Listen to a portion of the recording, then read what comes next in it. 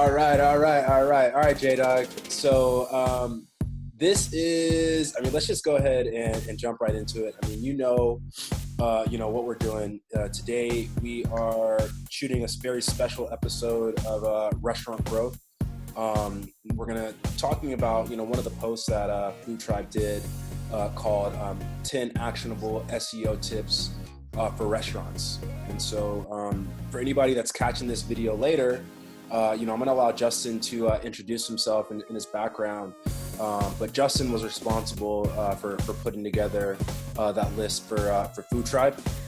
He currently serves as our head of content strategy as well as our head of marketing. He's really just responsible in terms of, marrying both the creative side with the data side in terms of Food Tribe's marketing and content strategy. So Jay, feel free to talk to us a little bit about your background, what makes you special. Talk to us about you in the marketing world. Why are you, how did you come to join Food Tribe, and what it is about your background that's kept you around for you've been with the company for a year now, dude, which is crazy to think about. Yeah, come a long way. Right? So talk to us a little bit about Justin and your experience in the digital marketing space. Yes, I went to college for journalism. I'm still a writer and editor at heart. And as I kind of got into my postgraduate career, I got more into SEO and digital marketing and just kind of helping. The best part of my first few office jobs was like the tangible impact of seeing a business grow from point A to point B. And it's just the best thing in the world when you see a client call you just overjoyed with some of the things you did.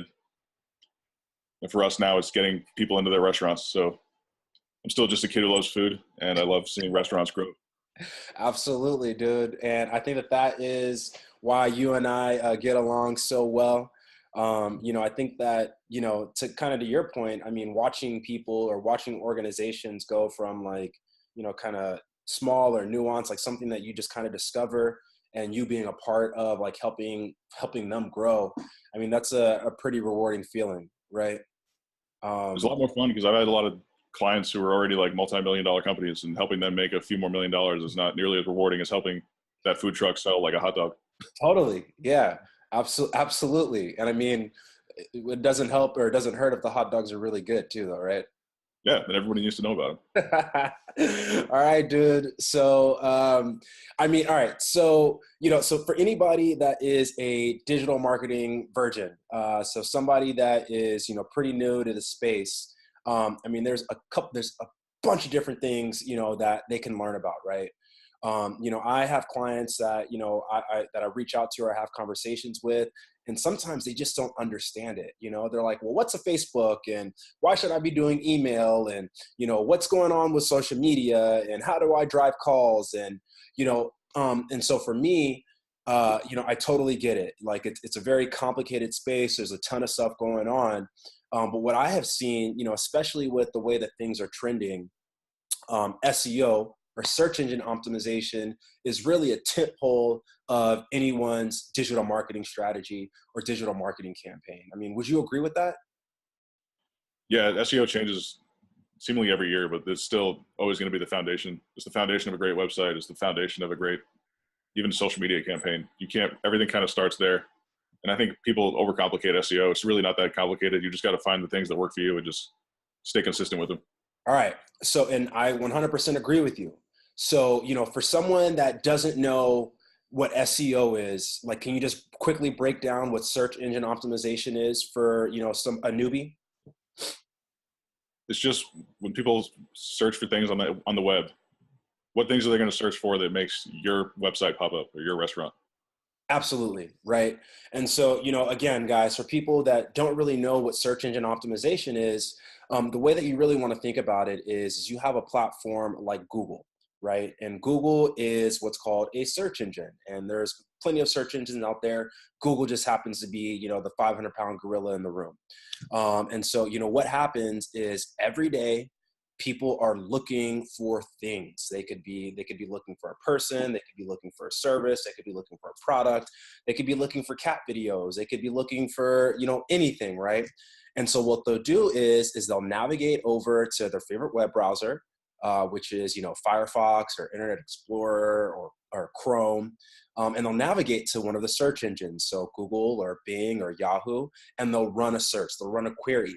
And so what search engine optimization is about is, so what happens is when people run, a string of keywords or a string of words or phrases into those search engines, they get a ton of results, right?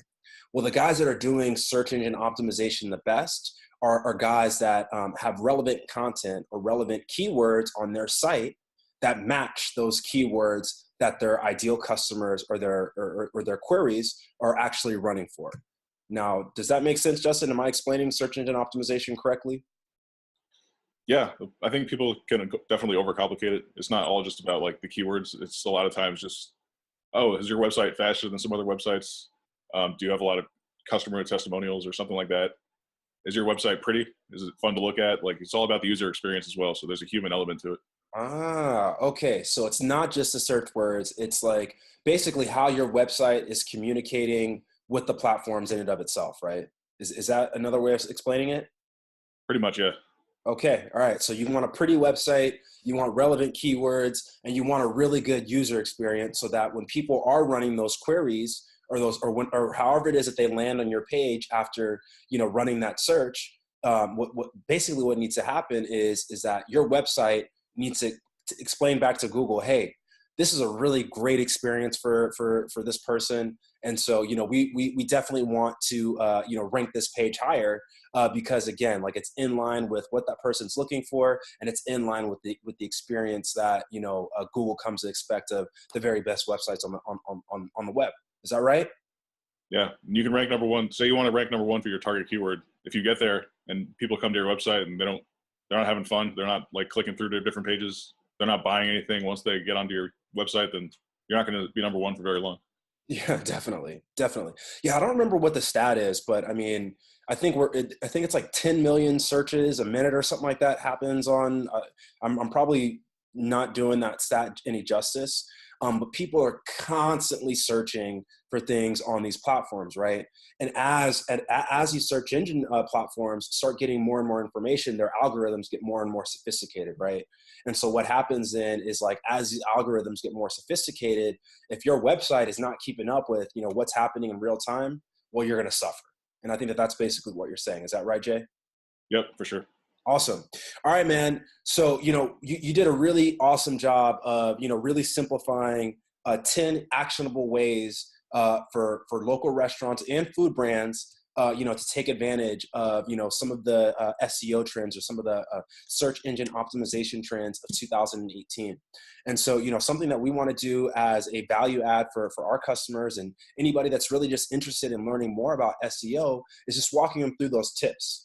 So if you're cool with it, what I would love to do is I put together this really quick presentation which outlines, Food Tribe's top 10 actionable SEO items for restaurants and food brands. And I'd love for you to just kind of walk us through, your recommendation on some things that restaurants can do in 2018 in order to take advantage of search engine optimization. Is that cool? Perfect. Let's do it. All right, dude. So I'm going to go ahead and I'm going to share my screen.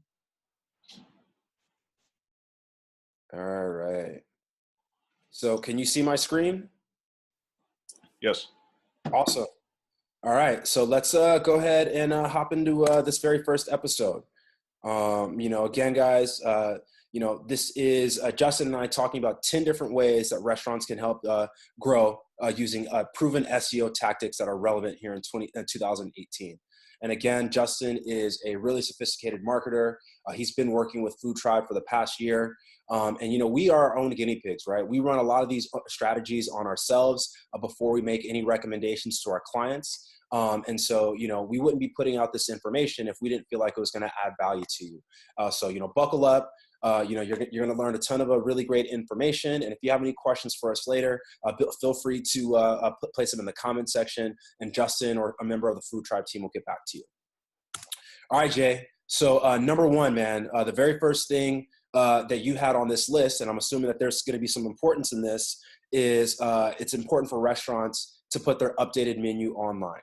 So talk to us a little bit about this. Why is putting an updated menu online so important, based on a SEO in 2018? It's surprising how many restaurants don't do this. Okay. But I mean, people update their menus all the time, and a lot of people, especially our generation, younger people, they want to go, oh, I'm going out to dinner. Let's look up the place before we go. Let's see what they have.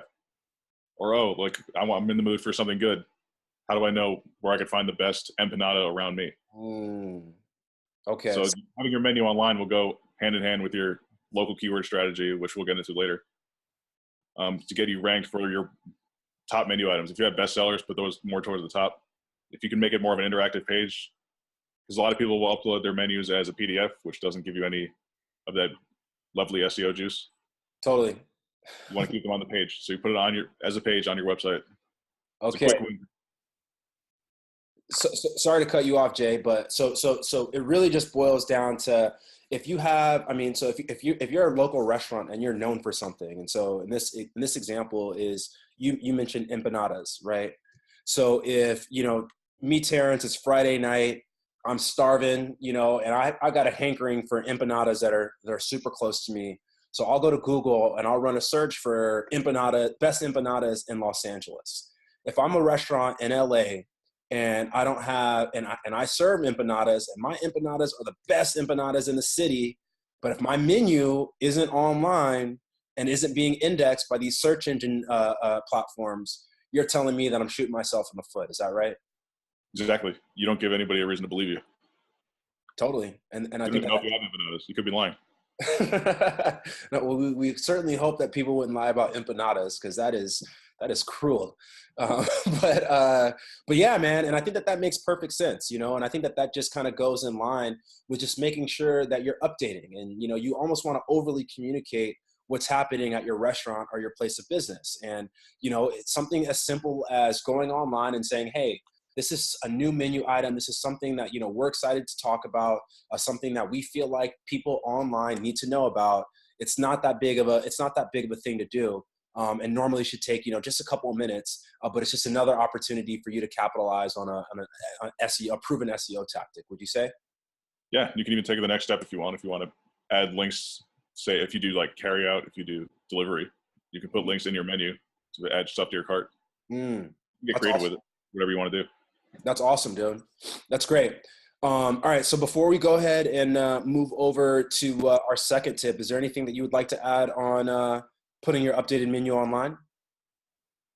Take good photos. Those definitely help. Absolutely. Everybody on Instagram is just all obsessed with food photos. It's a fun thing to look at. Get your mouth watering. Get the customers off your menu and into your restaurant pretty quickly. So, and I think that you bring up another really important point about SEO. SEO, again, I think that you kind of touched upon this a little bit earlier. It's not just about the keywords. Again, it really does boil down to the user experience. So, it's one thing to read about those empanadas online, but if you're reading about it and then you see a photo or a video, well, dang, all of a sudden, you know what I mean? Like, my user experience just went through the roof, right? And chances are I'm visiting your restaurant and I'm trying your empanadas because I've already visually drank it in already, right? Right. You can rank for images too. Is that right? It's not the easiest thing to do, but you can add alt text, which is another term in the SEO community. Basically a little description that lets the search engines know what this image is. So if you want to put a picture of your empanadas up there, put a little empanadas in the alt text. So a real practical example of this, and I'm going to go ahead and I'm going to open a new window right now, and we're just going to go to Google real quick. Right. And I think that a practical example of this, is if we were to search for restaurants, Los Angeles. So if I were to go to this tab right here, you notice that you can search things by images. You can run a search on Google by images. So what you're saying is that I have the ability, or a restaurant has the ability, to rank in this location based off of the alt tags that they include on their menus and on their images. Is that right? Yeah. So if your restaurant's known for empanadas, you can get your empanadas in this page, then you're in business. Awesome. And I think that that is something super easy. Again, another proven tactic for restaurants to tap into, and it doesn't take very much, right? So that's awesome, dude. All right, let's go ahead and let's keep it moving. Let's go ahead to the next slide. So, as part of, well, I think we talked about this. We've talked about this already a little bit. But so, in addition to putting your menu online, you have the ability to get your menu ranked. So talk to us a little bit more about that. What does that mean? What's the difference between putting your menu online and getting your menu ranked? You're probably going to want a few menu items to like almost piggyback your strategy off of. You're not going to rank for every item on your menu. Okay. But if you can just use your menu as just a barometer, you want to get out there. If you want to get it on Yelp, you want to get it on, I think Google, My Business even allows you to have some menu items on there now. If you can get backlinks to your menu specifically, that'll be the biggest win you can have. Okay. So that's actually, your menu looks good. You just get your menu on different websites, get people in there. Totally. And that's a little bit more of a nuanced thing, right? So before, if you're just like if you're ranking for certain keywords or whatever, as it relates to your menu, going back to that empanadas example, those are different keywords that you're using to drive people back to, your website, right? But what you're saying is that if you actually have maybe a page dedicated specifically to your menu, and you're able to take that link and maybe get other restaurants or other partners to, actually Yelp, for example, to link specifically back to your menu on your website, that's another opportunity for a restaurant to capitalize on search engine optimization. Is that right? Yeah. You don't want to just set it and forget it. When you do go for backlinks, which something else we'll get into a little bit later, you'd love to have them link back specifically to your menu and not just your homepage.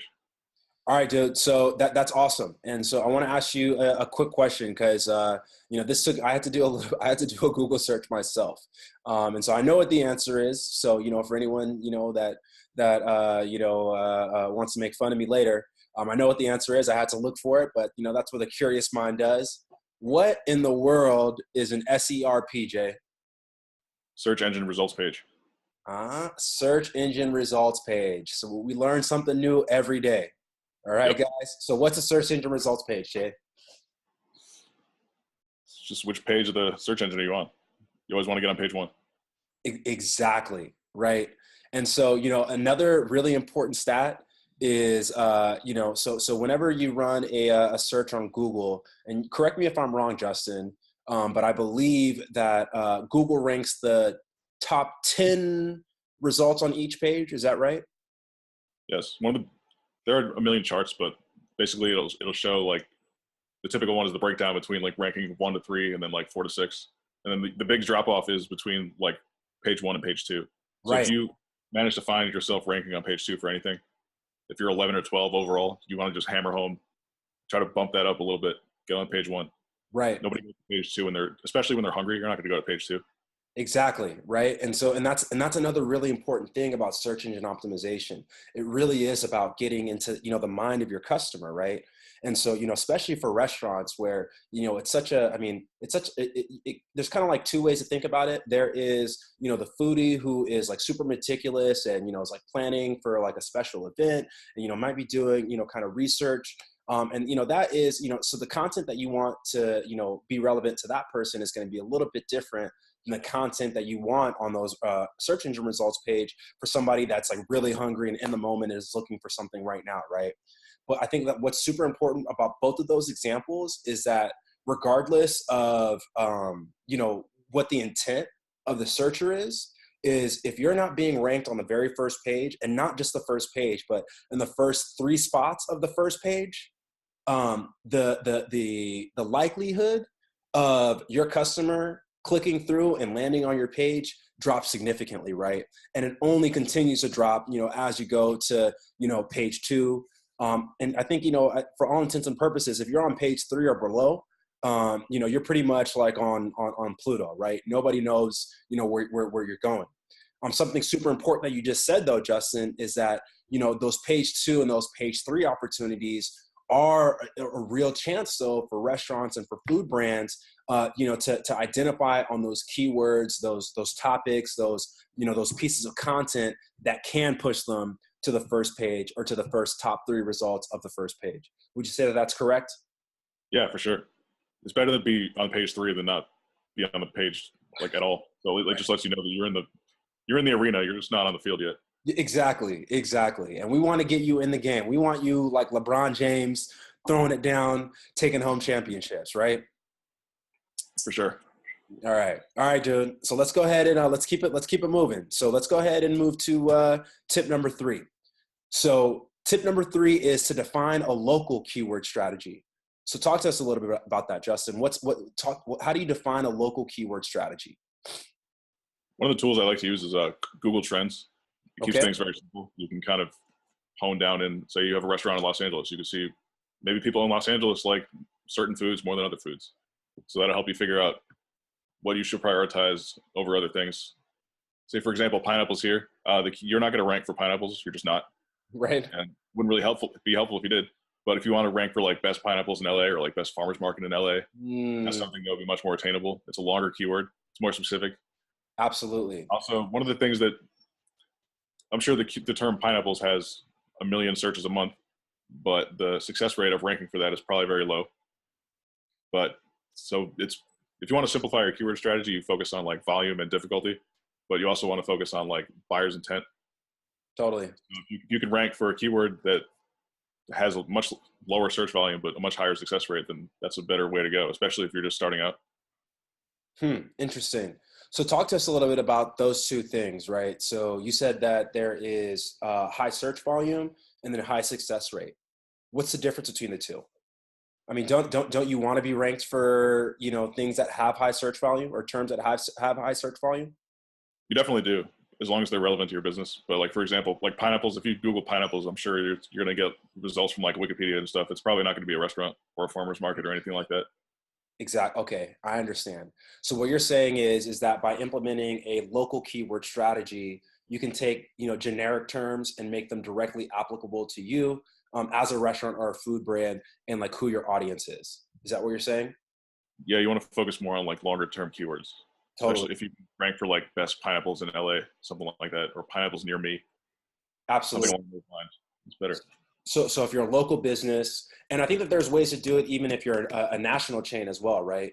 I mean, local is all a relative term, just kind of depending on where your business is operating. But, the intent is that, so say, for example, if we're talking McDonald's, right? Now, McDonald's can choose to implement a keyword strategy around hamburgers, but, what might be more relevant is, hamburgers, Los Angeles, hamburgers, New York, hamburgers, or best hamburgers, United States. Is that kind of what you're saying? Right. Also, they could, if you have the means for it and you have that many locations, you can make like separate landing pages for each location if you want. So you're not just driving back people to, one individual page. And I think that the super important part about that also is going to be, if you are focusing on those local keyword terms, if you're building out additional landing pages, well, you can even localize those landing pages based off of those terms, right? Right, for sure. Awesome. All right, man. So let's keep it going. We're chugging along here. I think that we have a pretty good understanding of, how to define a local keyword strategy. But let's go ahead and move on to tip number 4.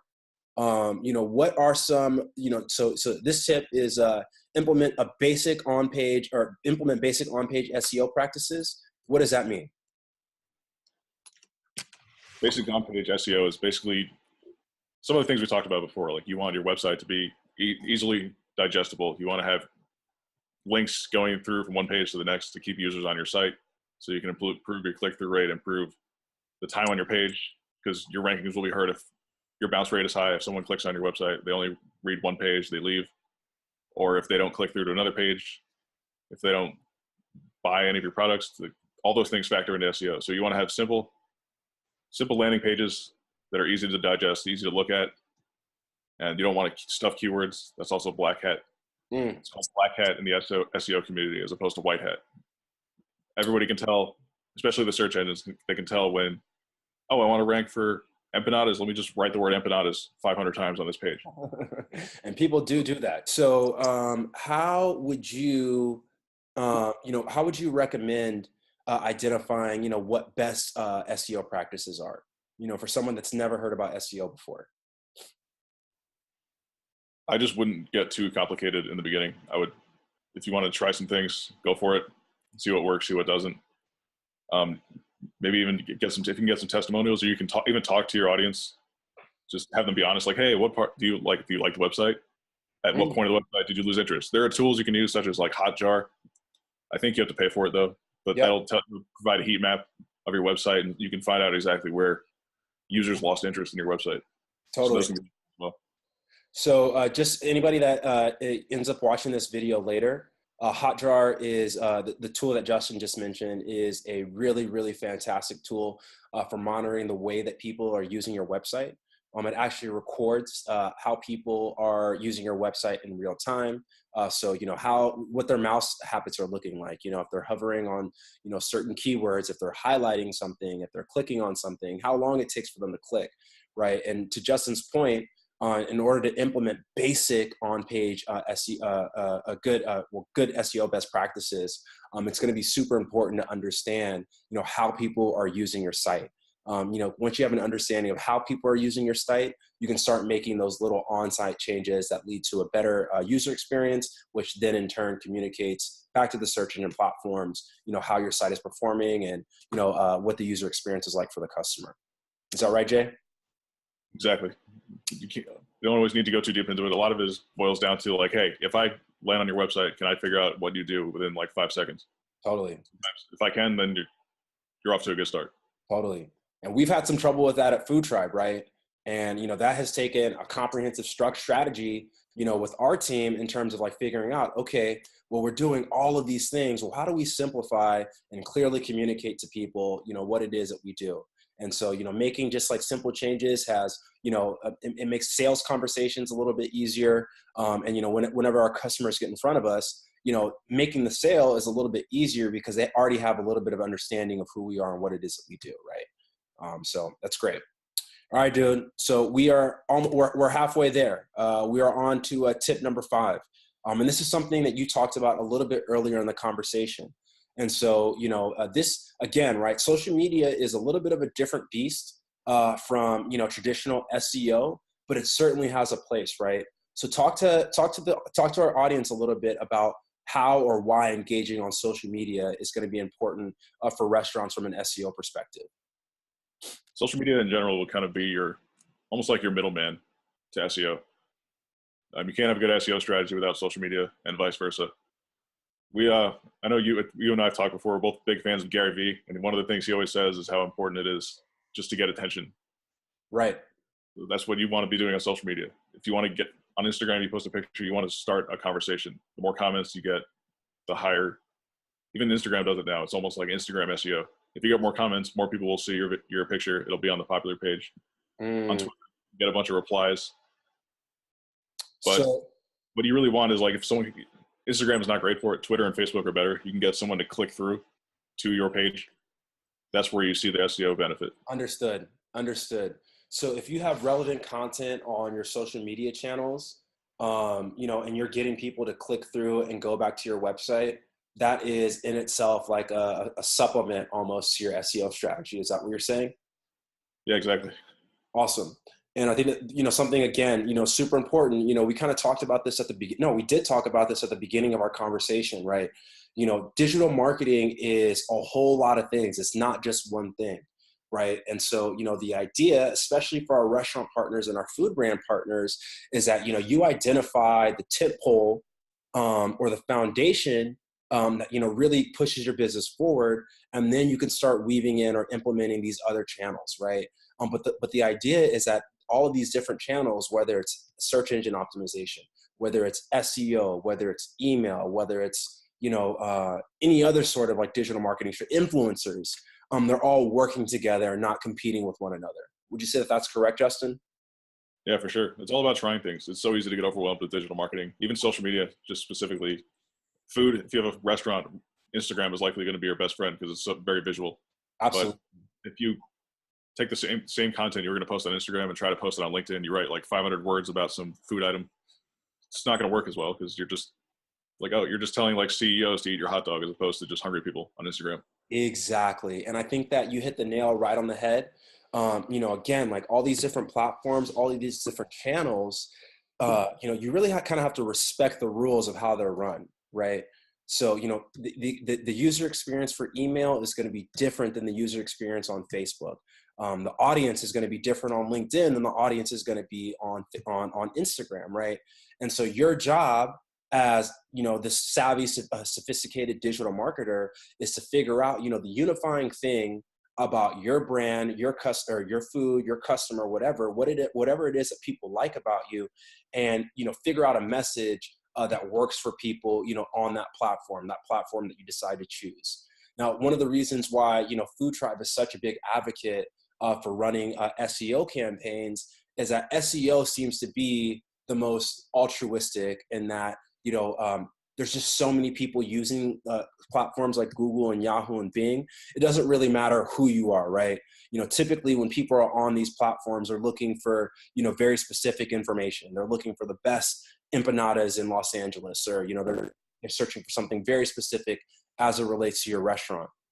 Now, not to say that somebody might not be interested in running a very specific search on Instagram, but the audience is going to be a little bit more nuanced. That community tends to be a little bit more creative, a little bit more visual, and so again, it's really about making sure that you're creating the right message for the right customer in the right place at the right time. Would you agree, Justin? Yeah, for sure. That all makes sense. Cool. All right, man. Let's keep it plugging.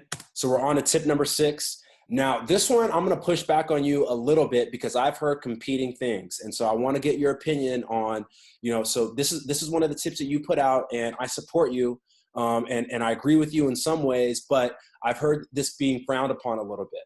So, your tip number 6 is to encourage customers to leave reviews and testimonials. Now, talk to us a little bit about this, and we're going to have a little bit of a conversation here after you explain why this is an important SEO tactic. I'm curious to hear what your pushback is. I actually haven't heard a lot about that. Okay, go for it. You go first. Just like any other industry, like if I land on your website and you have food, like am I just taking your word for it that the food is good? Even if you have only 2 or 3 people who just say, "Oh, the food is good," and not necessarily just on Yelp, if you have it on your website, like, right. "Oh, the establishment is beautiful, the service is great," that'll ultimately resonate with people. I completely agree with you.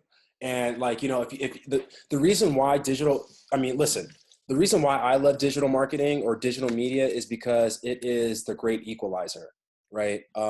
Too often, everybody knows about the infomercials of, like the 80s and 90s, where it's like, hey, pay 3 simple payments of $19.99 and we're gonna cure your athlete's foot, or we're gonna do something. We're gonna send you this magic ninja knife, and you're gonna be able to chop onions for the rest of your life. And when you actually get the product, it's not necessarily indicative of everything that was promised, right? And so the reason why testimonials and reviews are so important is because it's all about that equalization. I'm a little bit more trusting of someone who's got their skin in the game like me, so I'm willing to trust what you have to say, because I know, like, Justin is a foodie and he likes good food. So if he's telling me that these nachos or this empanadas are really good, well, chances are I'm gonna trust you a little bit more than I'm gonna trust the restaurant saying, hey, they've got the best empanadas or nachos in LA, right? Because obviously they're biased. They believe that their food is going to be the best food on the planet. But if someone who doesn't have any other skin in the game outside of, just like their pure love of food, endorses, a restaurant and their food, well, chances are I'm willing to trust you a little bit more. And I think that is the power of online reviews. Now, my pushback, Justin, is that, some of the feedback that I've heard is that, especially Yelp is a platform that actually discourages, their vendors from requesting reviews, from their customers. And the reasons why I've heard this, and, you can tell me if you agree with this or not, is that, they feel like you're almost loading the game, right? they say, if people are interested in reviewing or, offering a testimonial, it should come out of the goodness of their own heart. You shouldn't be soliciting reviews out of them. And in some cases, I've actually heard of restaurants getting banned from platforms. Food Tribe is looking to build a better restaurant review platform. And so, I just would love to hear your feedback on, some of that pushback that you're hearing from some of these other platforms. I mean, do you think that there's any sort of truth in that? Or do you think that, what are your thoughts? That does make sense, especially for Yelp. But right. Yelp in particular, also, they're a little biased on their own too. You can pay to get ranked higher on Yelp too. So, I mean, as you said before, like if you have on your website, if you want to have testimonials, like say if you were featured in like Munchies or Thrillist or something, like that's the testimonial you want, not like Bob who walked in and spilled water and you thought you were mean to him and he left a 1 star. Like everybody reads Yelp reviews, and every 25 stars you find some 1-star guy who clearly just had a bad day and wanted to take it out on somebody. Totally. And I think that for me, I don't know that soliciting reviews is bad. I mean, because if you think about it, it's just like, if your customer really had a great experience, they might want to talk about your restaurant and just not know that they have the ability to do so, right? And so I think that it all really boils down to execution. You don't want to pressure anyone to write a good review about your restaurant or their experience. But, I don't think it's so bad to say, hey, listen, Bob, you enjoyed the nachos at our restaurant this past weekend. And, I don't know if you know this, but we have a place on our site where we take reviews. And if you're interested in being featured, we'd love to have you there, right? And I think that just kind of goes back to that community building, ensuring that, your guests are having a great user experience. And, you're kind of sharing your story. You're making a little bit more visual for future customers to come and find you and discover you. Exactly. There's a right and a wrong way to do it. You definitely don't want to like pressure them. But I've been to restaurants where I've just gotten free stuff, and anything else they could have done that day, if they gave me free dessert, I'm happy. So, well, I mean, who's not happy with free dessert, man? Yeah. So, we won't talk about those times where I, maybe went on a little date and asked, just maybe told a little fib about somebody's birthday and got that free birthday dessert. No, we're not going to talk about those. Those were the college days. We don't have to talk about that. But yes, you are exactly right. There's a right and wrong way to do it. I never do that because I can't stand when they come and sing at the table. No happy birthday song? The worst thing in the world. Oh man. All right, dude. All right. So that is tip number 6. Let's move on. And so this tip number 7, Justin, I am a complete novice as it comes to schema markups. So talk to us about what a schema markup is, and how a local restaurant or food brand could take advantage of them in order to optimize their SEO strategy. I actually put this in here to keep myself honest as well, because in my whole marketing array of skills, like schema markups are not exactly the sexiest thing to do. Okay. It's not my biggest strength either, but it's not that hard. Schema markups are basically the code version of your SEO game. Like it's what you're not telling the search engines what you do. You're telling them like how you do it. You're painting a little bit of a big picture. So if you want to rank for your name, say you wrote a blog post and it's written by Terrence. Mm-hmm. You don't want to just rank for Terrence. You want to rank for Terrence, the author, something like that. But there are a lot of free tools you can use online, that go hand in hand with Google's Search Console. Basically just that tells Google in the back end, hey, this is a little bit more detail about what this page is about, what this place does, things like that. It's the code version of the SEO. So awesome. And I think that is a great point, right? And I always come back to this with just about everything that I do. I believe that there are 2 sides of every equation. And there is the art side, which is the creative and the fun stuff. And depending on who you are, but it's the creative stuff. It's the visual stuff. It's the stuff that makes you feel something, right?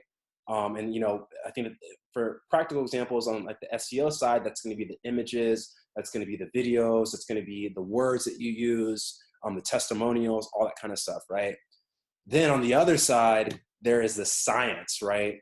And the science is the technical stuff. And, from what it sounds like you're saying, schema markups are part of that science side, that technical side, in terms of the way that your website is communicating, with the search engine platforms. Is that right? Yeah, there's always 2 sides, and you always want to keep the human side as the number 1 priority. So Absolutely. schema's on the other side. Like if I write something, I want to write it for the hungry customer, and then I'll slip a little schema markup in there just to let Google know, like, hey, I didn't forget about you either. Absolutely. So there's two, right? And so if you want to take your SEO strategy to the next level, you have to take care of both. You have to take care of the creative side, the art side, but you also have to make sure that you're doing your due diligence and making sure that your website is running and it's up to snuff and that it's communicating to platforms like it's supposed to be communicating and it's not broken, right? Yeah, for sure. Schema is one of those things. There's SEO guys who, like Neil Patel, like the big head honchos who really know schema very well. They've written plenty of things that help you walk you through it a little bit. It's not the most important thing in SEO, but it's a nice little add-on to your game. Absolutely. It takes too long to do either. It's just, it doesn't require like I don't know how to code at all, but I've done schema markups. They're not that difficult. Awesome. And guys, to kind of piggyback on what Justin said, there are a ton of free resources out there, in order for you to learn how to, implement some of this stuff. If you're also interested, one of the things that Food Tribe is able to offer is, a simple SEO audit. And what that SEO audit does is, very simple. We are going to talk about, we'll run a report on what your current website is like and how it's, what that art and science is looking like, as it relates to your search engine strategy. Once we are able to make, a recommendation, to you about some things some simple things you're going to be able to do in order, again, to take your SEO strategy to the next level, feel free to take that and run with it.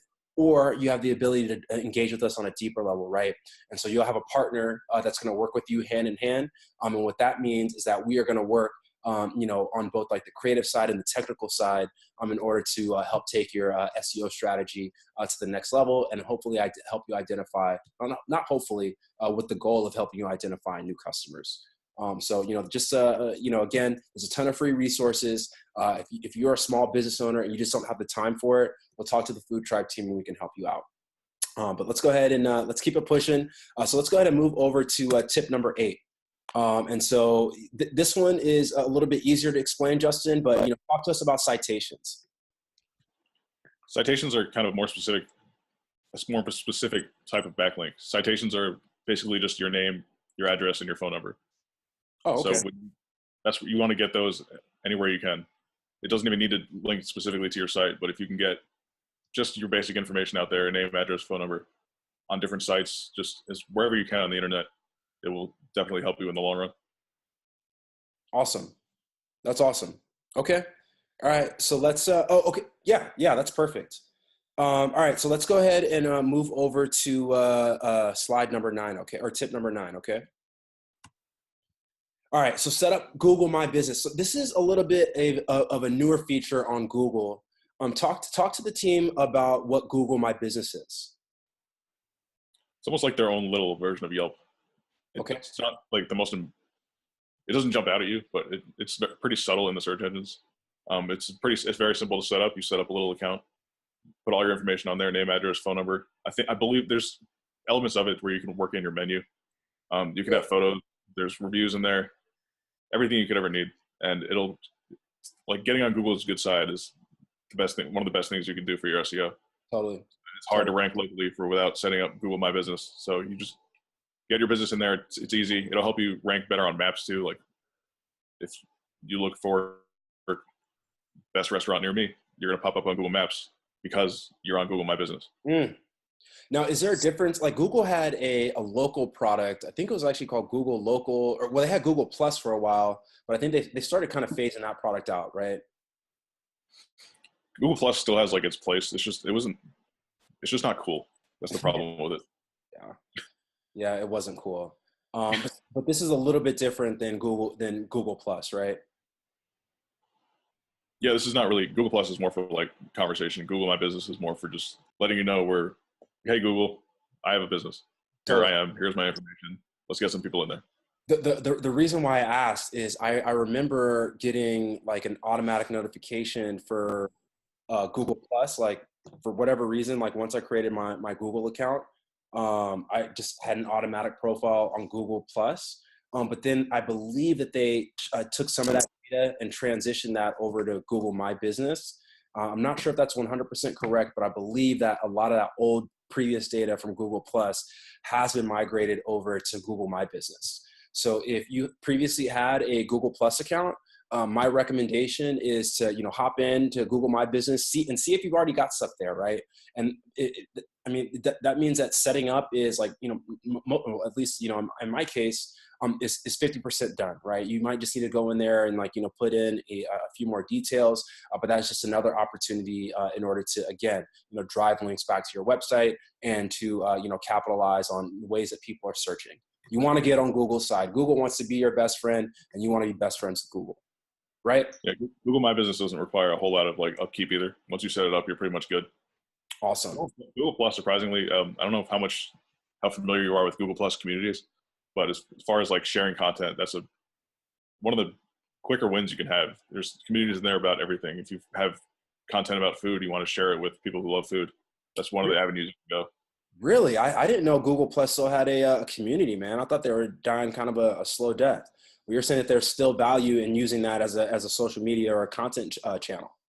There's some, because there's so many communities in there just to share things. You probably won't get the most engagement, but I mean, it's Google's social media platform and it's still around, even though it hasn't been that cool for 5 years. Totally. So if you can share stuff in there, it doesn't hurt you at all. Awesome, man. That's great to know. All right, Justin. So we have made it through 9 SEO tips. So let's go ahead and, we're going to have the big announcer, number 10. So walk us through quick links. What are quick links, and how can a local business or local restaurant or food brand take advantage of them in order to optimize their SEO strategy? Quick links. We actually didn't talk about backlinks that much at all. The quick links are just kind of the easier backlinks. Okay. For example, my wife opened a salon, and one of the quick links she got was she opened it in Brea, California. So she goes, hey, hit up the Brea Chamber of Commerce. They have a website. Hey, I got a business. They'll link back to your business. There you go. Quick backlink. Things like that. You got to think a little outside the box. People in your area who love food, so other small businesses that are going to help you out. Get in the community, make some friends. So then what's the difference between a quick link and a backlink? Backlinks just take a little more time. A backlink would be if Viceland got a hold of your website. Totally. You did a feature about you. Somebody wanted to write about your website. They had a good time for their blog or something like that. So the theory is the same, right? It's a link outside of your website, that sends people or sends traffic back to your website. But quick links typically are a little bit more of a quicker turnaround, and backlinks typically take a little bit longer. Would you say that that's correct? Yeah, for sure. Quick links probably won't be as detailed either. Awesome. There's a lot of small search directories online, local search directories where you can just get links from. So you just got to do your research. You don't want obviously spam backlinks. If Google sees a lot of links to your website from websites that they are on their in their doghouse, then they're not going to like your website either. So it matters if you want to get valuable backlinks too. Awesome. All right, man. So I think that pretty much boils down our 10 SEO or 10 actionable SEO tips for restaurants conversation.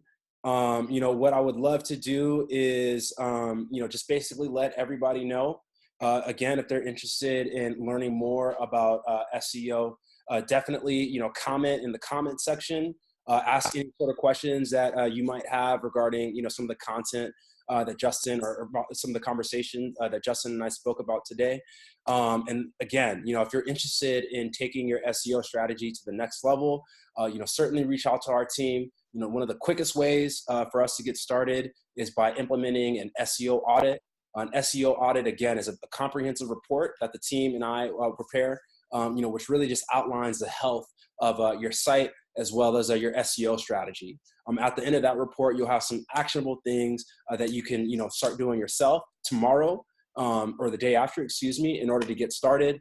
Or, if you're looking for somebody to kind of come in and help you manage your SEO strategy in order to help hit long-term business goals, that's another deeper opportunity to partner with the Food Tribe team. So is there anything else, Justin, that you feel like we should add before we hop off? Not really. We really covered it. That was a good talk. That was a good talk, wasn't it? Was. All right, dude. I'm going to let you go. But, again, thank you for your time. You are a guru. And I look forward to our next conversation. All right, my brother? Me too. Sounds good. All right, man. I'll talk to you later. Take it easy. All right, bye.